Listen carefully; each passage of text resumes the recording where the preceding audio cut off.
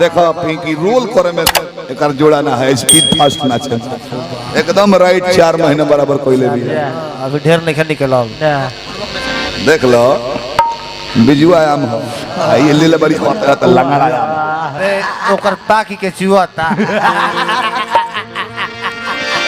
देखो मासा बीताले 2 मास औरी 3 मास औरी 4 मास है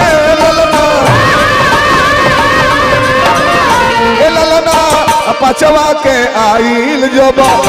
बारी शरीर तनिका भारी भइली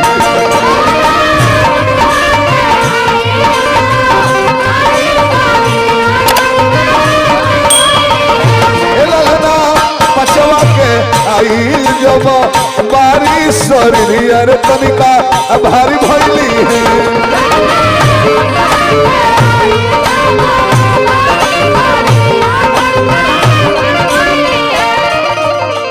5 मास बीतले 6 मास औरी जे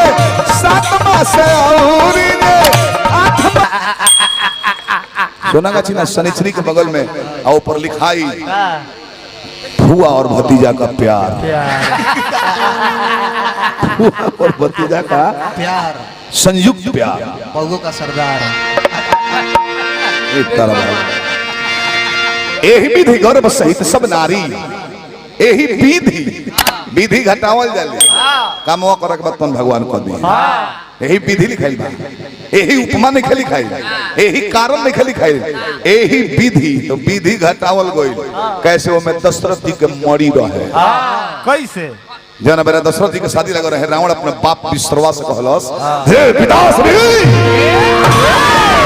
हमारे नाश का तांडव दशरथ खेलेगा और आप बैठ के आराम कर रहे हैं। सुहाग रात के दिन दशरथ जी के अपहरण क के बेहोश क के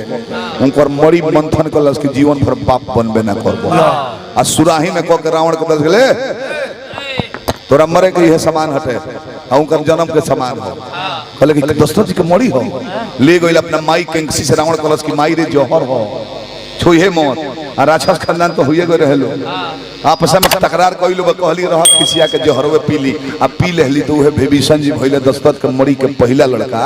जन विभीषण जी आधा लंका के नाश के कारण भइले अब रावण जलस की घर में ही पैदा होगा हमारा काल और सुराही उठौला से बलशाली रहबे के कैलाश पर्वत के डोलावेला बिगलस में तो श्रीलंका से समुद्र एक पार जिला छपरा श्रृंगेरपुर जहाँ के श्रृंगी बाबा रहले सिंह वाला साधु उनकरे गोद में आके गिरल वो अग्नि के आहुति देते रहले जब ध्यान को देख तो पथरोदी के मरिए आगे में डाल देले कहले अग्नि देवता इसे हमारा मानस समझ के रखिएगा जब हम मांगेंगे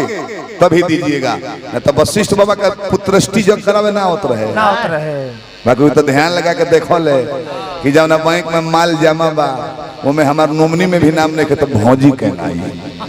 तो वही से बोलवा वाले श्रृंग ऋषि वशिष्ठ बुलावा पुत्र काम सुभ जग करावा भक्ति सहित मुनिया हुति दिन है माने भक्ति को के कहले कि हमार सामान लौटाओ तो चरू दूध चीनी चावल दशरथ जी के मड़ी में 4 गो चीज मिल रहे ऐसे एक नाम चरू का है और वही से जान जाए कि तीनों डानी लोग भौती भइल बटे ना लइया बतल